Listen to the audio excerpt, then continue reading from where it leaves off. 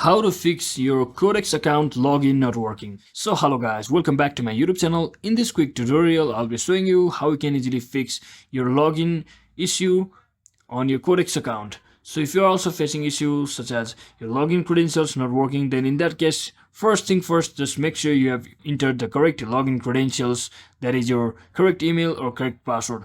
So if you have entered those two of them login details correctly, then there should be no problem. And sometimes the app can act as a buggy. There might be bug issue related to app. So in that case, just head over to your Play Store and just search in for the Quotex application just like this.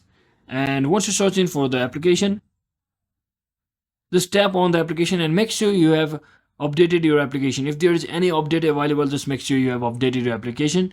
And in this case, my application has been successfully updated, so I'll just open it and try to re-log in with my account. And make sure you have enough or strong internet connection as well. And once you do all of that, your login details will work correctly, just like that. So I hope this video was helpful guys. If it was, don't forget to like and subscribe to the channel. See you on the next one.